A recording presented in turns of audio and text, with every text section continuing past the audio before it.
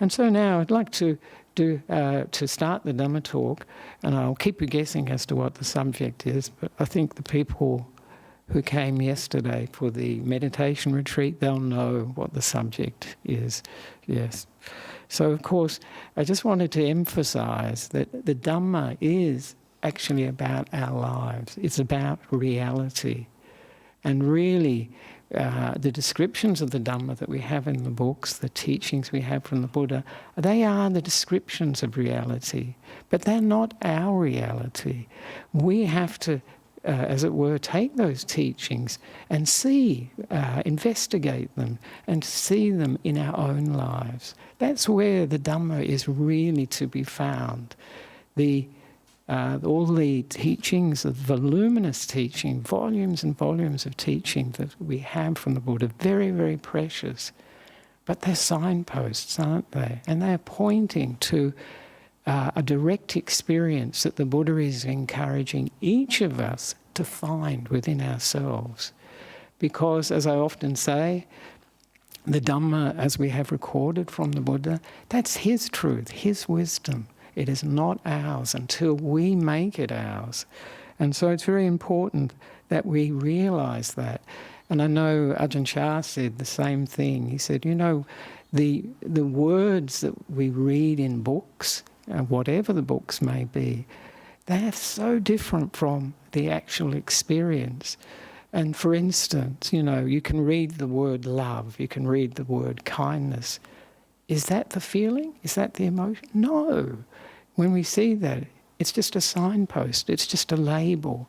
But the experience for us is something quite different, or quite deep. It's not different, but it's deep, and it's felt by ourselves individually. And as you heard when we chanted the Dhamma is to be realised by the wise, and we all have wisdom, to be known individually by the wise. So this is something where we actually find we really understand the Buddha's teaching. And as I mentioned, this Dhamma discussion is very good for actually taking it deeper for us, because it's got to be relevant to us, doesn't it? It has to speak to us. If it doesn't, well, it's very nice, and it may give us a sense of security, familiarity, particularly for traditional Buddhists, isn't it? But it won't go deep, and it won't change our lives. It won't change the way we see the world. And that's the important thing for us. And so the teaching that I'm going to focus on today is going to be the Four Noble Truths.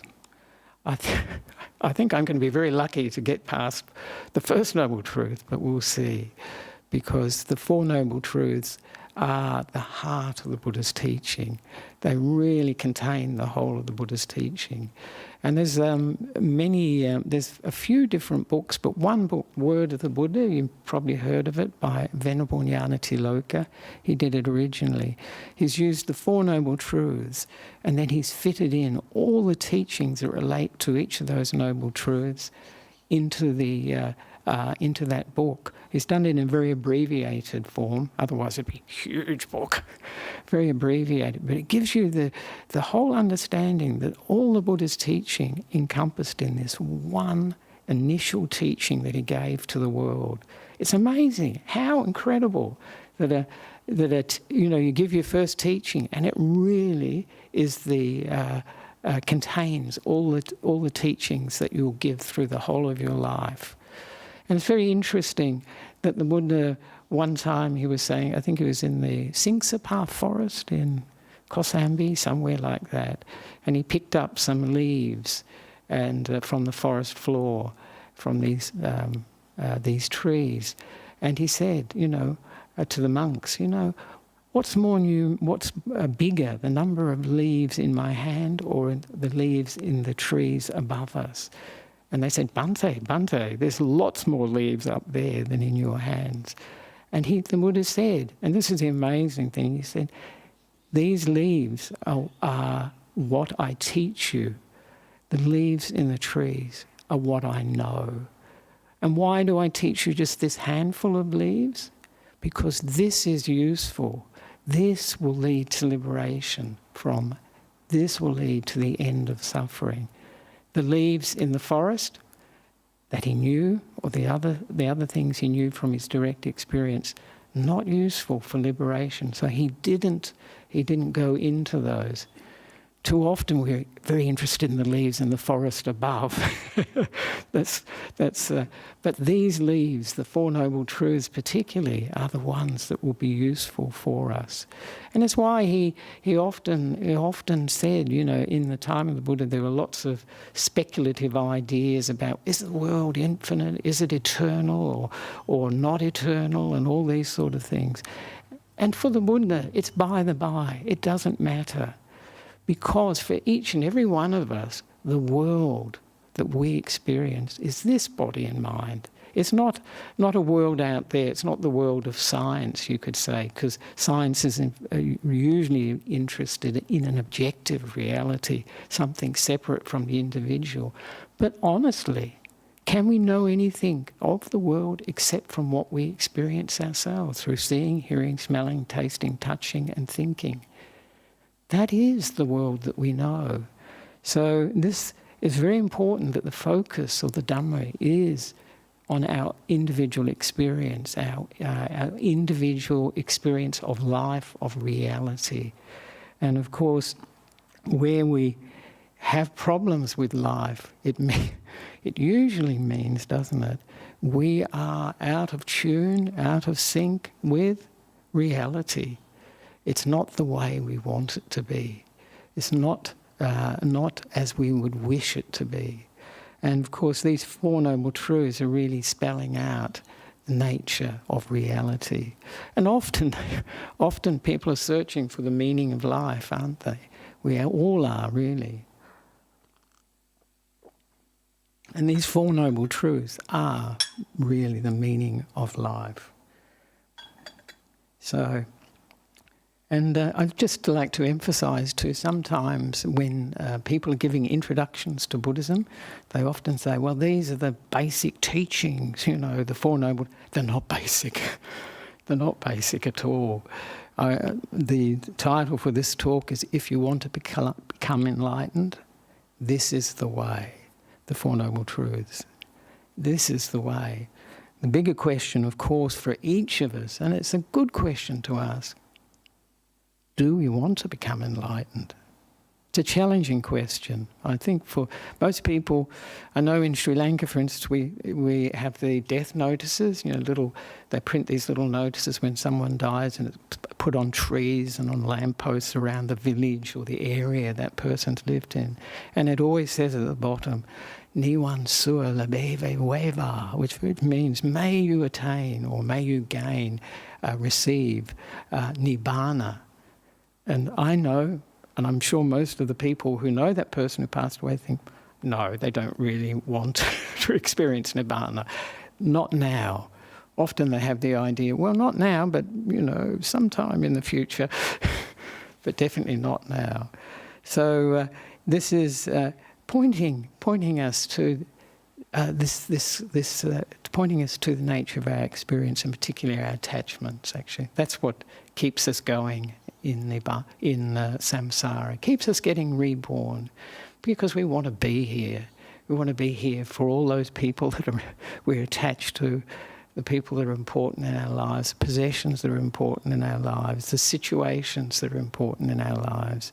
So like a magnet, we'll be drawn back to a new life by the villain of the piece, craving, desire, attachment. We want to come back. We want to be with those people, those situations, those possessions that are so dear to us.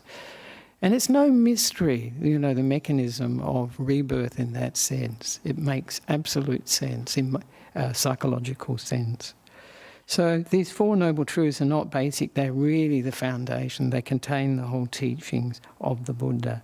And the one time Venerable Sariputta in fact said, just as the elephant's footprint, all the other footprints of every other animal can be fitted into it, so these Four Noble Truths, every other teaching of the Buddha can be fitted into the Four Noble Truths. And so the Four Noble Truths are really such a treasure for us. And they're so useful even in our everyday life because they can provide us with a scheme for investigating our experience. And this is so useful. I mean, obviously the Buddha was using a current scheme, in a sense, a medical scheme, that you, for instance, you diagnose the problem, you see all the symptoms, then you find the cause of that disease, that sickness, and then you give the remedy for that sickness and disease. And you also give the path that leads to being able to get the remedy, to how you should use it and practice, and then to affect the treatment. So these Four Noble Truths, very useful in life when we're experiencing a problem, just to realise, we don't have to say this is suffering, but it's useful in a way when we say this is suffering. It's interesting, the Buddha always says this is suffering. He doesn't say my suffering or I suffered. This is suffering. And when we say that, just to recognise it, isn't it? This is suffering. It's very useful because firstly, we're not identifying with it. Yeah, we're saying this experience that I'm having is suffering. And suffering, even though, some people think, these Buddhists, oh my goodness, they're so, obsessed with suffering, Thank goodness I'm not a Buddhist, they're making, because only Buddhists suffer. That's not true. But Buddhists make sense, understand that suffering. But this suffering we experience in life, unsatisfactoriness is a very good term for it. This dukkha is a great motivator. It really gets us up and motivates us. When we have suffering in our life, when there's unpleasant feeling, we say dukkha vedana in our lives, we'll do something. I mean, if you have an itch, for instance, we get itches, these always seem to happen during meditation, don't they? And the idea in meditation is not to scratch the itch, but you just try not scratching an itch. If we try not to address some feeling of unpleasant feeling in the body or even in the mind, it's very hard not to automatically react, to do something. And of course, for instance, with some itches, the more you scratch, the itchier it gets. And there's a bit of a story later, if we get to it, about that. So this is the important thing, that it motivates us. We can't just ignore it. Ideally, for a meditator, just to see it is very useful, to see it clearly, not with a lot of aversion, to try and understand our situation. And having seen that there is this suffering, there is this unsatisfactoriness, then of course, naturally we'll ask, well, what's causing it? What are the causes and conditions that are bringing up this experience for me? This is very, very useful, and of course we'll look into that cause, the cause, because once we find the cause, then of course we will have an understanding of where the remedy lies, what we need to do to remedy that sickness. And of course then we'll also have an idea of the path, how we should proceed with this treatment for the sickness. And of course all of us, often the Buddha is compared to a doctor, isn't he, a physician. And of course he's not healing the body, he's not concerned so much with the body as with the mind. And of course this is where most of our suffering lies. Not all our suffering is in the mind, but it's probably, we'd say 10% physical, 90% mind, something. But certainly what we make of, say, even physical pain can make it really unbearable. And, I often have a lot of compassion, a lot of feeling for those people who have chronic pain. Chronic pain, it just doesn't go away. So you have to live with that. You have to come to terms with that. And that is not easy at all. Because Ayakema, she used to say that our very best teacher, who's our very best teacher?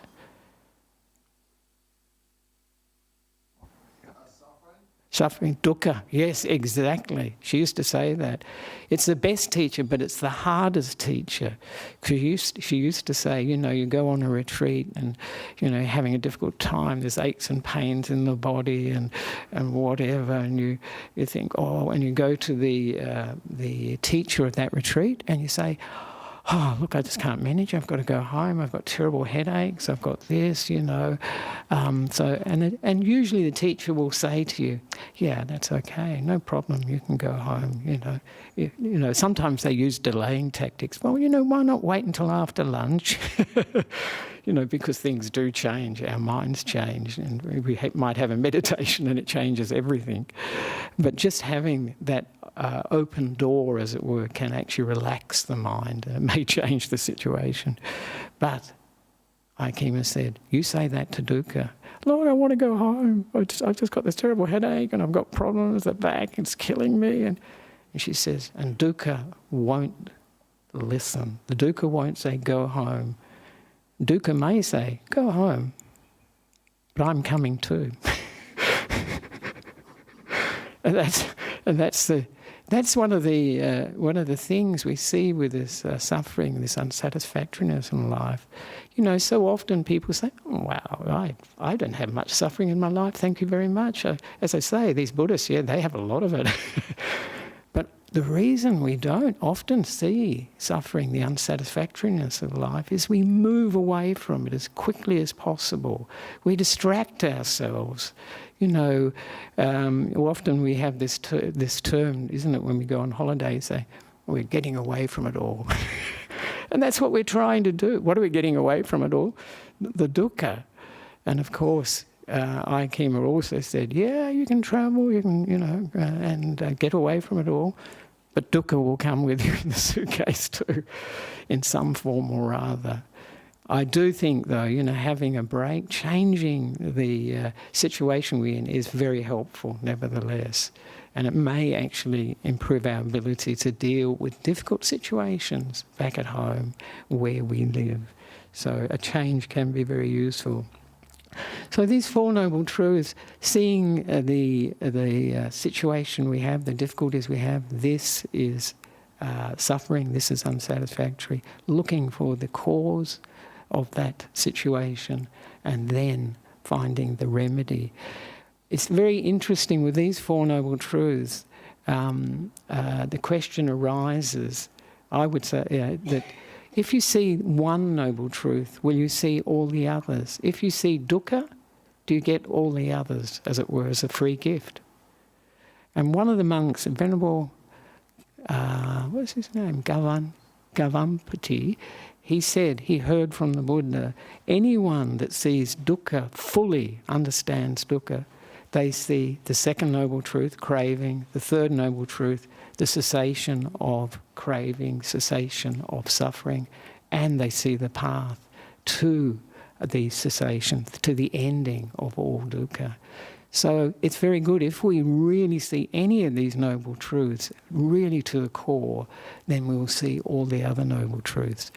So this is my out for if we don't get very far. But we'll see. So, and I think a very good experiment, really, and I think to make it a bit more experiential, I think it's worth doing, actually, because sometimes we don't see dukkha, as I mentioned, because we move away from it. But if we sit in meditation, for instance, if we sit in meditation, we become much more aware of the restlessness in the body, the pains and aches and uncomfortableness. We'll be much, much more aware of the restlessness in the mind. So it is, meditation actually teaches us quite a bit about the nature of dukkha. And I was going to suggest here, we can do it actually, just for a moment, just to close our eyes and just experience, just sitting here in this moment.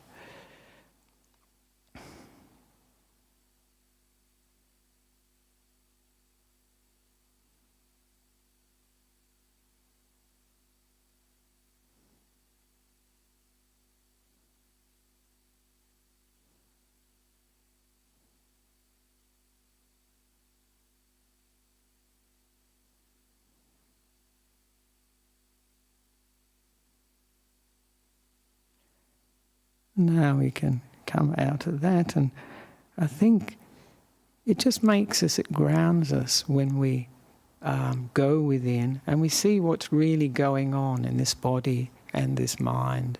You know, we can feel maybe the tummy's a bit full, or there's some ache in the body, or there's some restlessness in the mind, or the mind hasn't arrived here yet.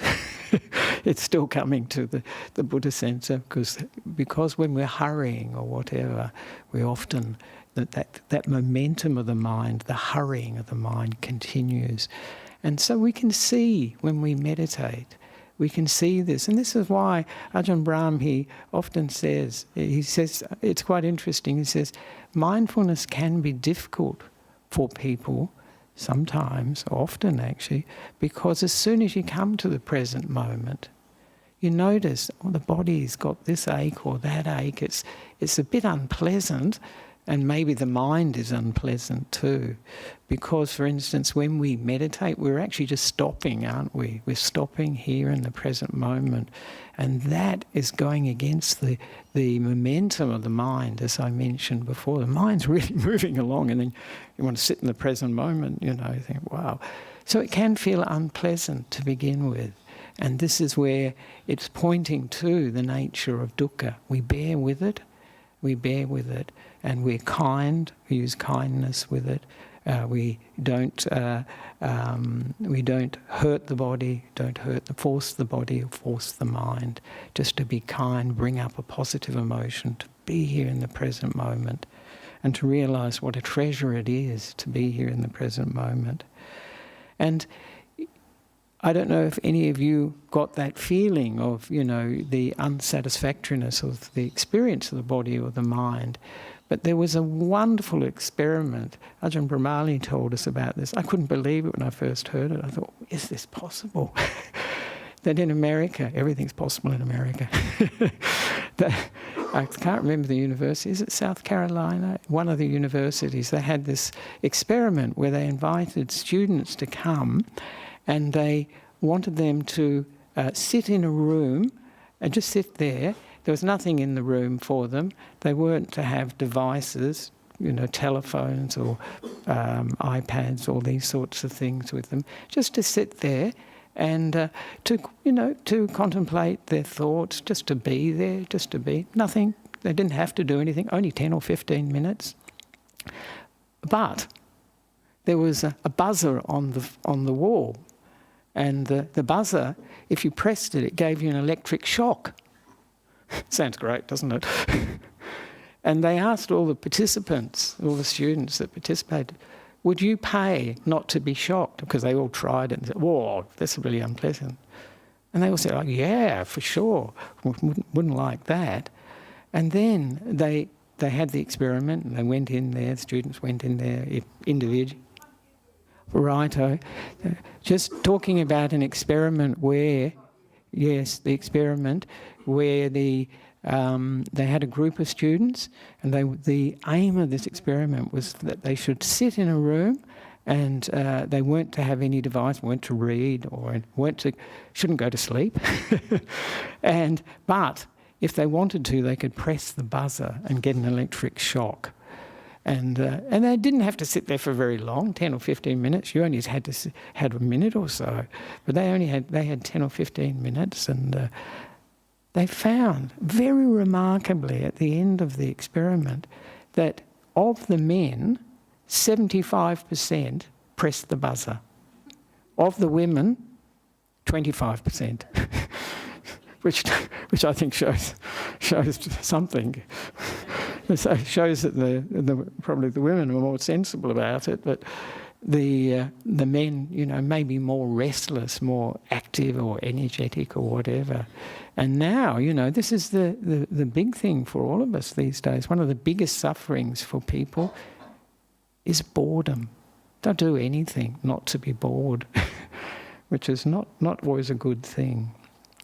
So this is, it shows you the human situation, that this dukkha, this unsatisfactoriness, is a part of our lives.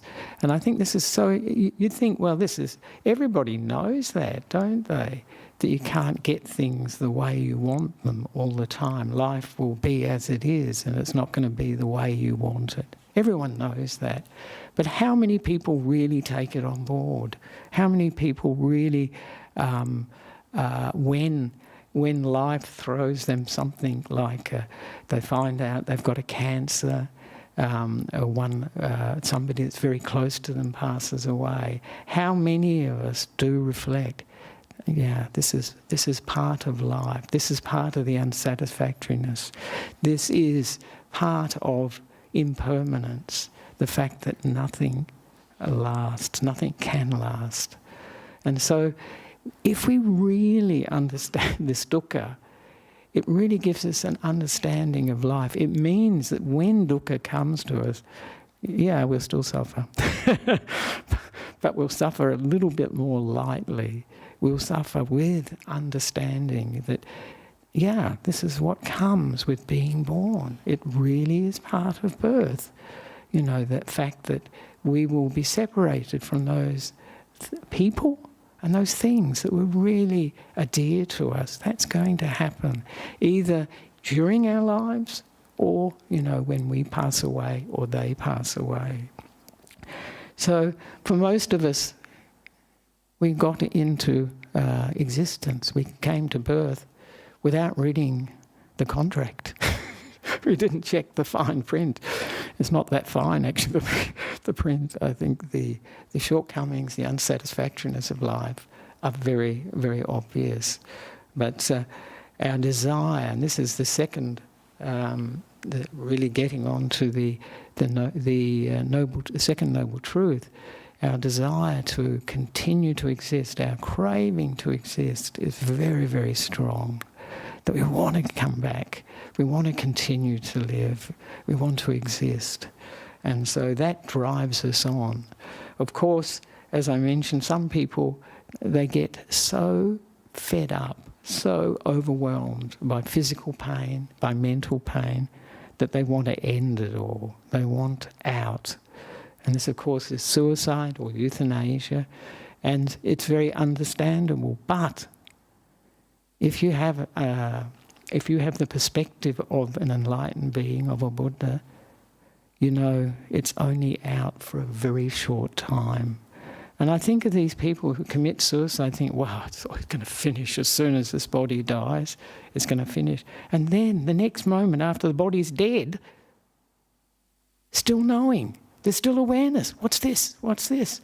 It must be so confronting. And I don't know whether they would find it totally crushingly distressing or whether they would feel happiness at that.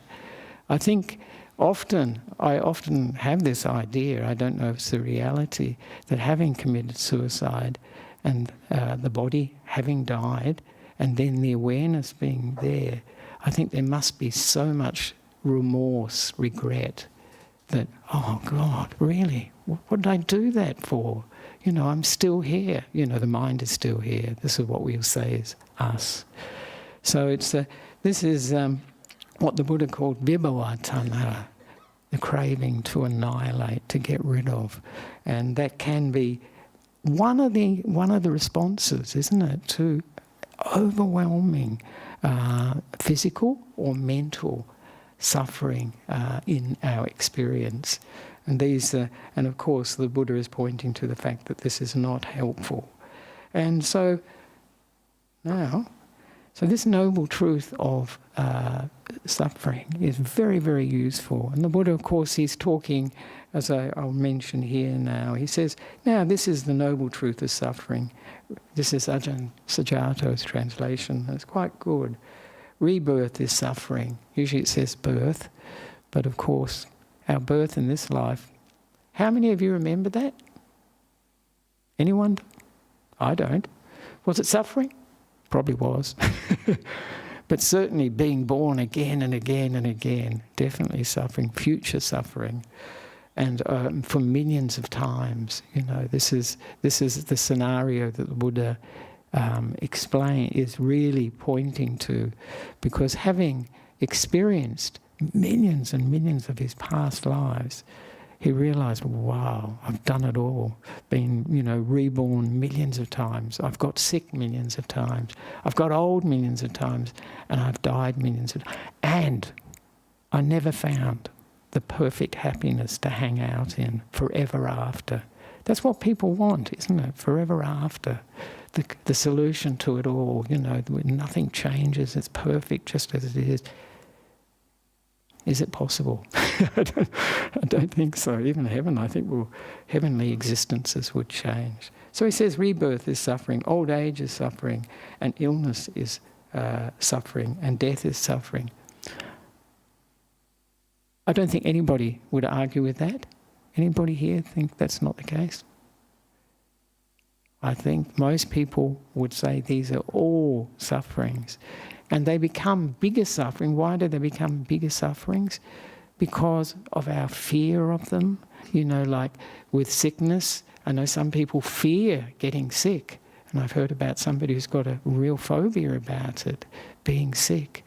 And getting old, wow, a lot of people really suffer over that. Whether it's because they can't do what they used to be able to do, the body used to be able to do, or, more likely, they don't look like they want to look. That's usually the big problem.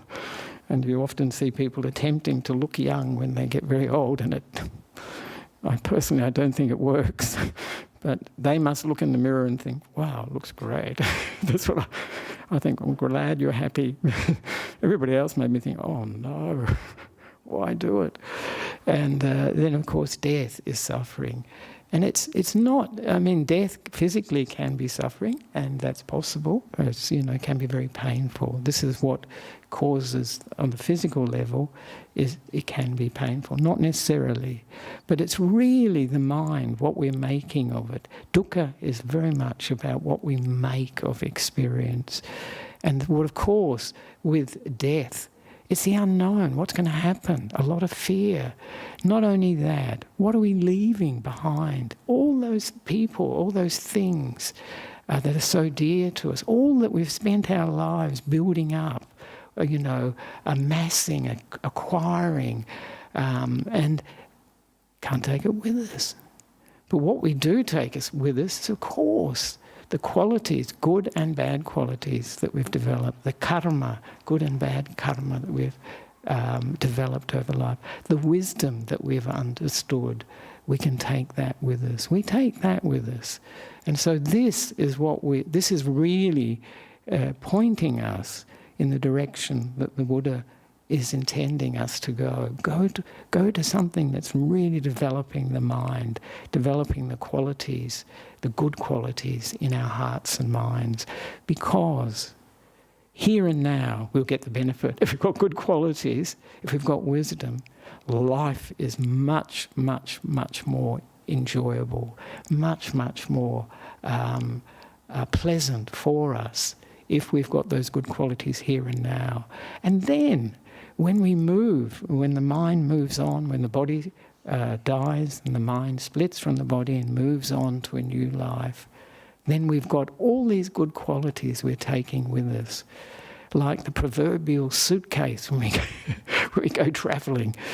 And I think some people, they leave this life with their suitcase, they get to the next life with the suitcase, and they go, oh my goodness, look at all these, all these bad qualities that I brought with me, all the anger, all the jealousy, all the resentments, all the all this ego that I brought with me. But if we develop the mind in good qualities, when we get to the next life, and proverbially open the suitcase, metaphorically, that's easier, we can see all the good qualities we have, the kindness we have, the wisdom, the giving that we've developed, the peace we've developed in the mind. All these good qualities, they come with us. They're exportable. But the other things, the mansion, the car, the whatever, we can't take with us. We can't take with us. And so really, these Four Noble Truths, and especially Dukkha, is pointing to the mind, develop our minds, work on the mind. This is where the treasure lies. This is where happiness always resides. Everybody knows that, actually. And often I say to people, you know, the world we experience here and now, where is it coming from? It's coming from our minds. Yeah, it's a beautiful day, but I see this as a beautiful day from my mindset. Somebody who's totally anxious sees this beautiful day and thinks, oh, skin cancer. Oh no, I've got to cover myself in, skin in cancer in sun cream, and so the experience we have of reality, it's all the same reality for us in a sense, but the take that we have on it is due to the way we see it, our minds, the good and the negative qualities, the positive and the negative qualities we've developed. So this is shaping our minds here and now, our experience here and now. So this investment in the mind is short-term investment and a long-term investment too, because when the body passes away, if we haven't realised the Four Noble Truths, if we haven't become enlightened, if we haven't become awakened, then when we come to the new life, it will be in a very good circumstances. The mind will be in a very good state, and the life that we take will be a very good quality life, human or above, usually we would say. So this is the importance of developing the mind, and this is what dukkha is pointing us to, this suffering, and that's why it's a noble truth. And of course, those physical aspects that I mentioned, of birth or rebirth, old age, sickness and death, that's the physical. But the Buddha really makes it clear, when we have this definition of dukkha, suffering, that is definitely suffering, isn't it? But a big part of that suffering is that this is very unsatisfactory. This is not what we want. Nobody wants to get sick. People don't want to get old, and they don't want the body to get old, and they don't want the body to die. This is part of the contract, but that's what we want. So immediately we're setting ourselves up for unsatisfactoriness, immediately. And of course the Buddha goes on to spell it out more clearly when he says association with the disliked is suffering, separation from the liked is suffering, not getting what you wish for is suffering. In brief, the 5 grasping aggregates, the personality factors, the factors of body and mind are suffering. So he's pointing to this unsatisfactory nature of things, that we will have to be associated with situations, with people that we don't like. We will experience sickness from time to time. We will experience, if we live long enough, old age, and death is not something that we can avoid, actually, but we can come to it wisely, deal with it wisely, understand it wisely. So very important to see that sort of unsatisfactory nature too in this noble truth of dukkha, that it is, in essence, really, dukkha is any experience of body and mind that has this dukkha vedana, this unpleasant feeling with it, whether it be mildly unpleasant or extremely unpleasant, whether it be, the unpleasantness of somebody saying something hurtful, or the unpleasantness of a headache, or whether it's the unpleasantness of somebody dying in your life, that's extreme unpleasantness, or going through chemotherapy. This is my image of about the worst type of suffering you can imagine. I'm sure there are many extreme types of suffering. So dukkha is a whole range of unpleasant feeling. The interesting thing is, how would an enlightened person deal with this unpleasant feeling, dukkha vedana? Would they try to run away from it? Will they try to blame somebody, or would they blame themselves? Or how would an enlightened being deal with that? Would they just not react? Do people think they'd not react?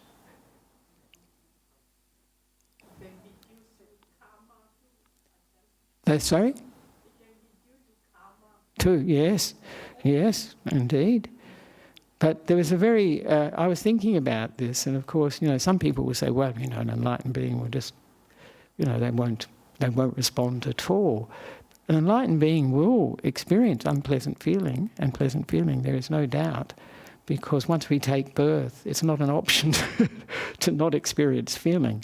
Once we have these 6 senses, the 5 senses of seeing, hearing, smelling, tasting and touching in the mind, there is going to be contact with the external world. And because of that, we're going to have feelings come up. And the nature of those feelings is always going to be either pleasant, unpleasant or neutral, broadly speaking. And then, for most of us, then the Lord Buddha talks about the next part of the process, craving arises. I want to get rid of this if it's unpleasant. I want more of it if it is really pleasant. And if we really like something, we find it very satisfying, I'm going to get this again and again. We attach to it, definitely, as something very important in our lives. So this is seeing the process that's driving this dukkha. But as I say, it's this feeling. But for an enlightened being, and I reflected on it, and I thought, there's this wonderful story of when the Buddha met the yaka. This is like a spirit, usually quite nasty spirits actually, Suchiloma. And he went to, probably who was going to stay in this cave, and this cave belonged to this Suchiloma. And the Buddha was sitting in this cave, and then the Suchiloma thought, I'll test out if he's really enlightened. And Suchiloma had all these spikes. This was the form of that being's body, lots of spikes. And he'd move closer and closer to the Buddha. And he said, if he's not enlightened, he'll move away. And got close to him, and then the Buddha moved away from that painful feeling of these spikes contacting the body. And so Suchiloma said, wow, there we are, it's proof that you're not enlightened. But the Buddha, I think he mentioned then, this is the nature of all beings, that we will move away from unpleasant feeling if possible. But as a result of unpleasant feeling, for a Buddha, for an enlightened being, negative states of mind won't come up. There won't be the anger, there won't be resentment, there won't be all this baggage of and the negative emotions that we carry with us. It will just be an event. This is unpleasant. Move. And he won't be thinking, this Suchiloma is, what an evil yakka he is, may he be cursed, all that stuff. No.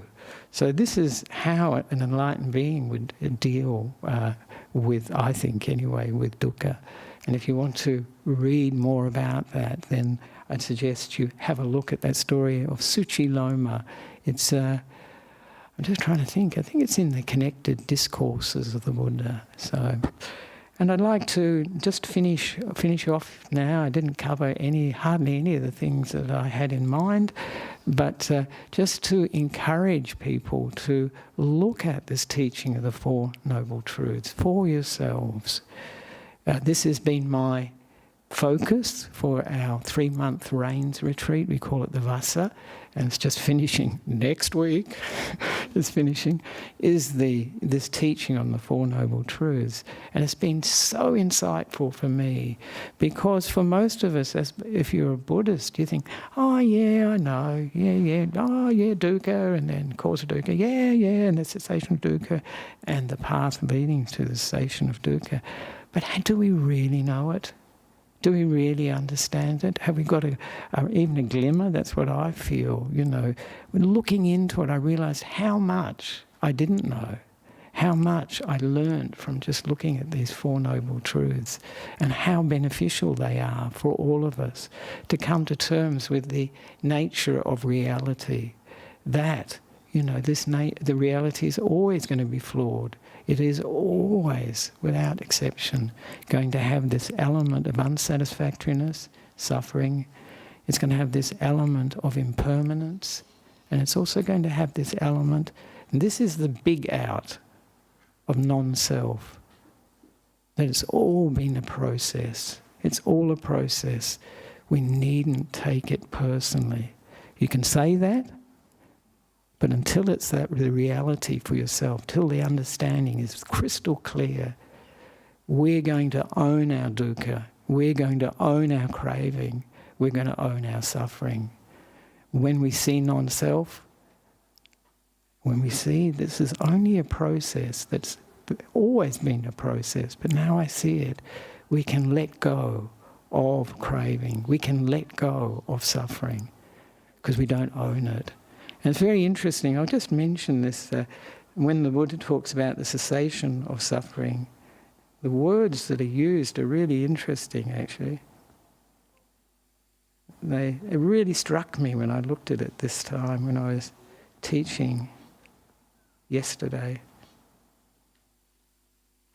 And he says here, this third noble truth, it's the fading away and cessation of this very same craving with nothing left over,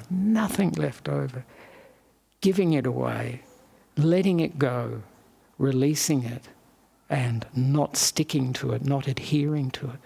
It's obvious. When I saw it, I thought, yeah, it's obvious. It's something we think we own, we're attached to.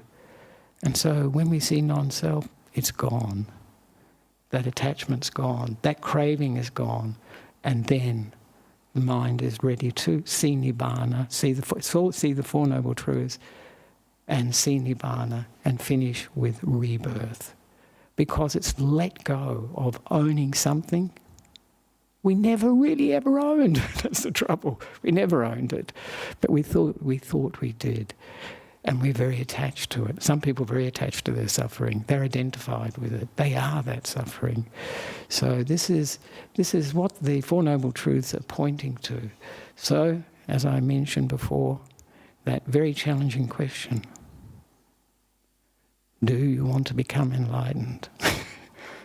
Or will you say, like many of us will say, oh, not yet, maybe next life, or whatever. So I'd like to finish there and to open up for questions from here, from the hall, and then from online. Yes, please. Thanks for the great talk, firstly.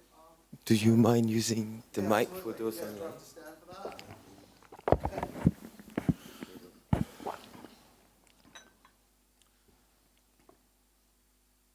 Yeah. Good. So I like the provocative question, do we want to become enlightened? It got me thinking, and as I find it always helpful to re-look at the Four Noble Truths and go over basic Buddhist stuff, cyclically in life. And so I've been grappling with this sort of recently. So I'm reading about definitions of nirvana and stuff. Yes. One of them might be it's a state of non-cessation of greed, non-hatred, and non-delusion. Yes, it is. So then I thought, well, desirelessness, it would be good to not crave so many things. The more I can cut that down, the better. Yeah. And in any way can get faster to that realization of non-self, which unlocks everything, would be really, something to aim for. But, what can I practically do? Try minimize my desires. But I've been finding it a little bit hard in that, getting small things and buying stuff can feel pleasurable, like retail therapy. There's little things that, it's like giving yourself a little gift or some sand to play with, some toy to fidget with, even at this age and stuff. So, I guess what I'm trying to ask is, for lay people and stuff, is there's, I guess, I'm going to sort of say a little bit more, but, interrupt any time. So, there's different stages of enlightenment, I understand, like the 4 stages. Yes, right. And they're all probably going to lead to a good rebirth in the end. Yes. Yeah, and so... or no rebirth at the end.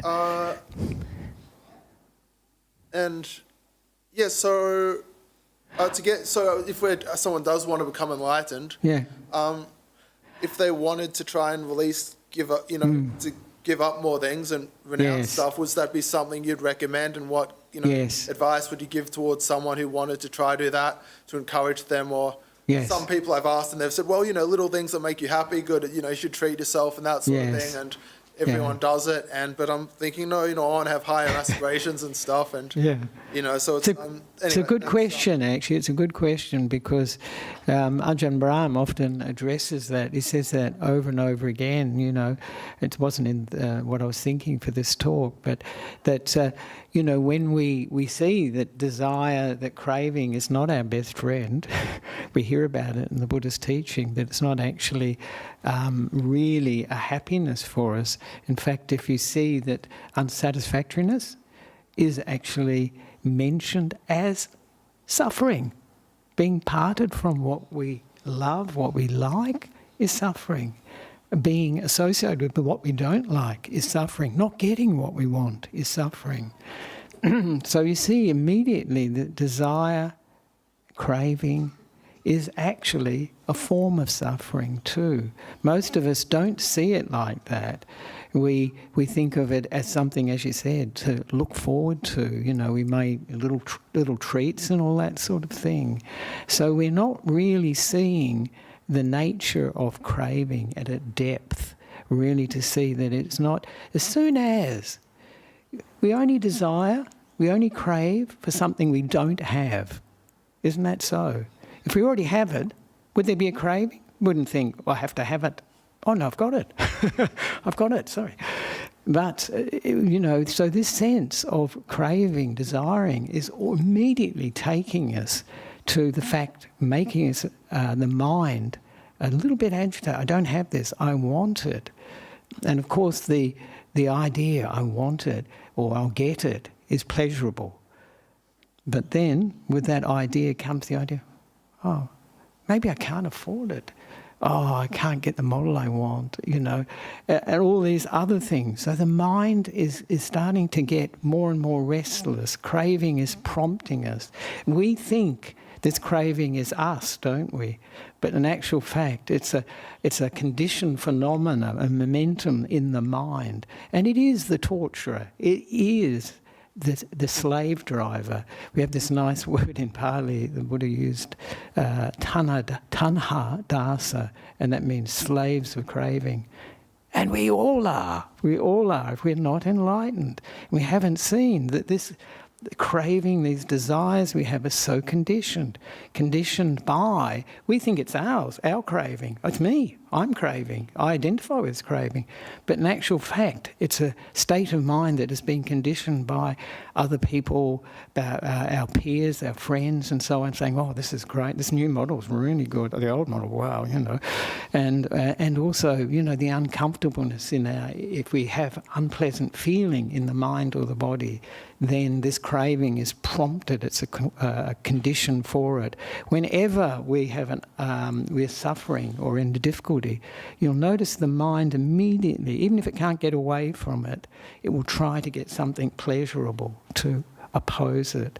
So this is seeing the nature of craving is really non-self.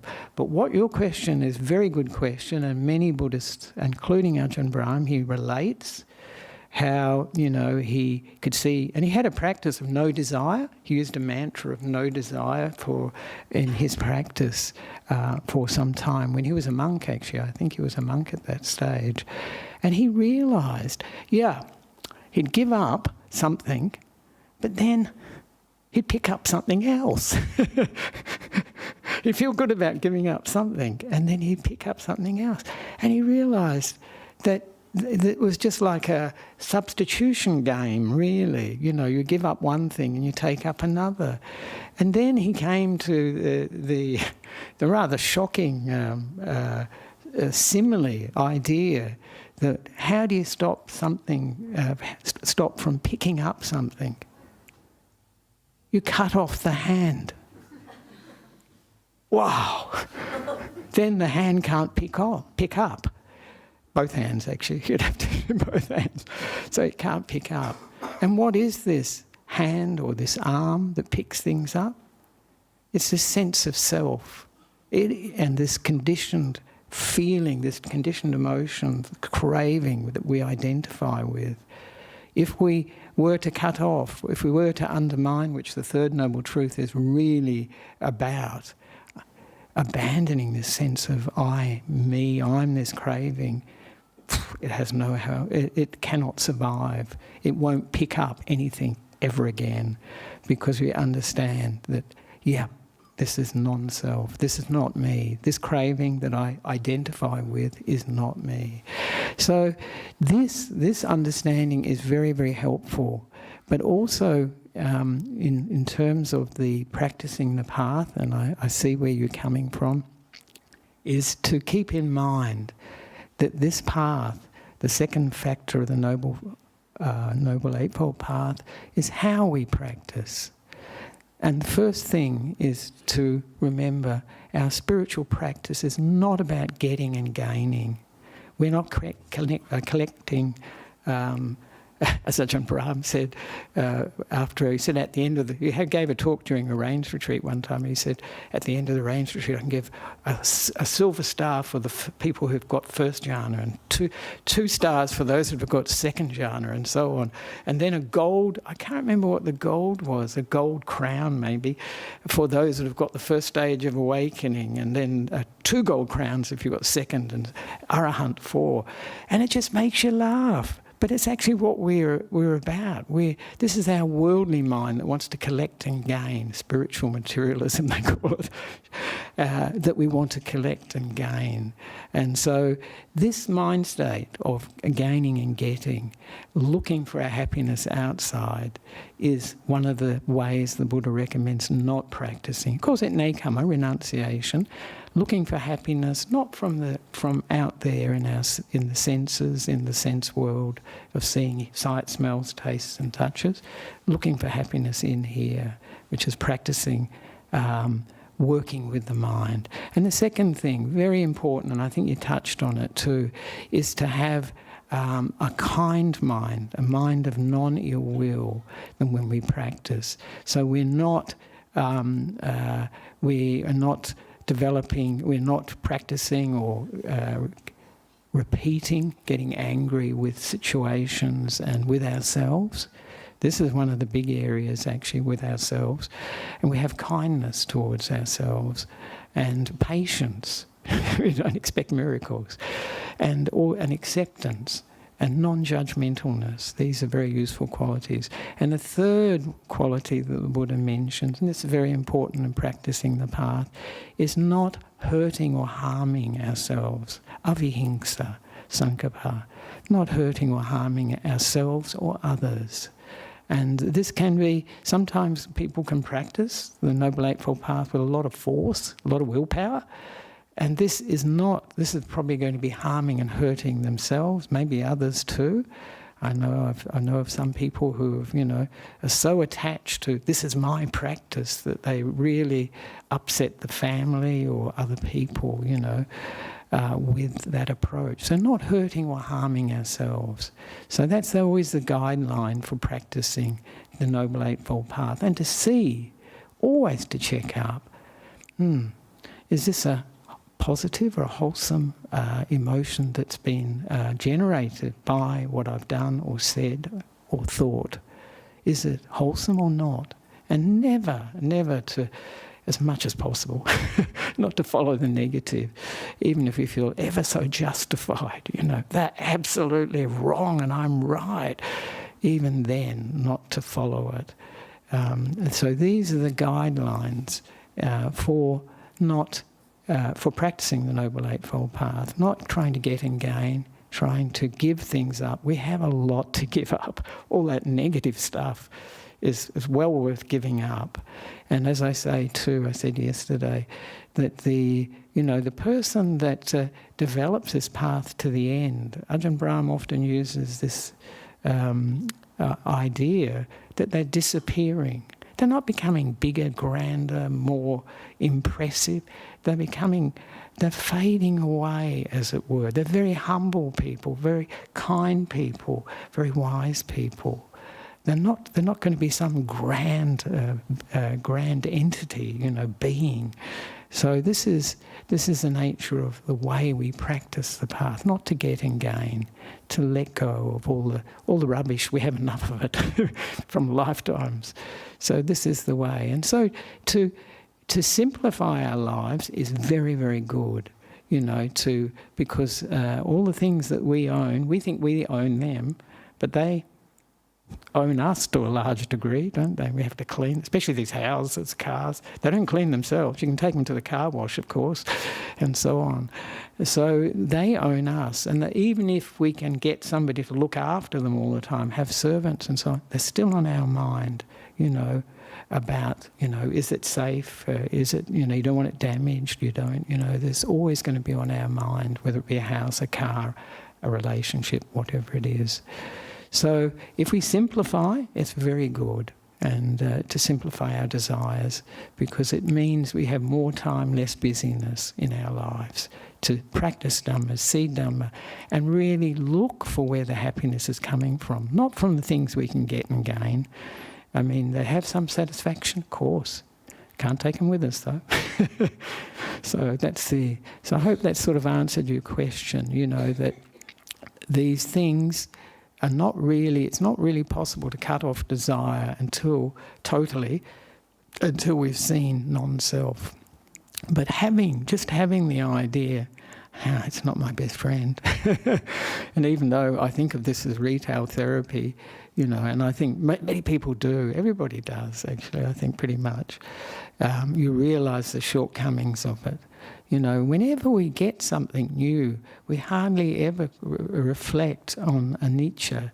If we really see anicca, impermanence, very deeply, as some people did in the time of the Buddha, and as people still do today, if we saw that thing that we wanted actually just getting older, breaking down, dissolving, and then, if you see it at a very deep level, then the mind just lets go. And this is what the whole purpose of seeing impermanence, seeing a dukkha and seeing a non-self is about. Letting go. Really, once we know this is not my business, all these thoughts, all this suffering, it's gone.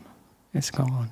It's like when we're on the train and we hear somebody on the phone, as you do, and you hear them go on about terrible things in their lives, and you think, wow, you may have compassion for them, but you don't think, it's my suffering. You don't take it on necessarily personally. And it's the same for us. When non-self is seen, think, yeah, this is suffering. That's all it is. This is suffering. It's not my suffering anymore. It's like that person on the train. And what happens when you hear somebody on the train that's going through a very hard time? Compassion. You just feel for them, and you've had the same experiences. You've been there, done that too, and so you have compassion. Someone with a lot of wisdom has a lot of compassion. Someone with enormous wisdom, like the Buddha, enormous compassion too, because he knows the situation we're in and he's helping us out of us. But he said samsara is a bit like a house on fire, but you can't prevent people running back into the house to grab those possessions, grab the people that are dear to them. That's very natural. But that's what we're doing when we're reborn. We're running back into the burning house. And that's what a Buddha points to us. He's trying to help us. But we will, at least as Buddhists, we have the information and we'll work. It's in our minds, so it affects the way we see the world and hopefully reduces our suffering, brings us more into tune with reality, and gives meaning to the difficulties we experience in life. One very famous psychologist, Viktor Frankl said that suffering without meaning equals despair. And that's what we see in this world. That's why Buddhism is such a wonderful gift to the world, the Buddha's teaching, such a gift, because so many people just don't understand why is there so suffering in my mind, say in my body, what's this about? Why me, And of course this is giving meaning, this is actually the meaning of life, what the Buddha is giving us. But as I mentioned at the beginning, it's just a matter of whether we apply it, whether we see it in our own experience, that's where we apply it, and then reflect on it. That's where we can get the freedom. That's where we can see impermanence, dukkha, and non-self in our lives, in our experience. So I'd like to finish there because we're running late. We didn't actually even sorry about online for the questions, but I think we need to finish there because now it's... it's nearly 5 minutes. 5 minutes to 11. That's right. This is 5 minutes to 10. I was thinking, oh wow.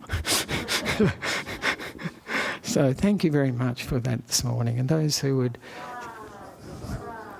I apologise for not getting to the end of the Four Noble Truths. So for those who'd like to, we can pay respects to the Buddha, Dhamma, and Sangha. And please come over for a shared meal if you'd like to, if you've got the time to come. Thank you.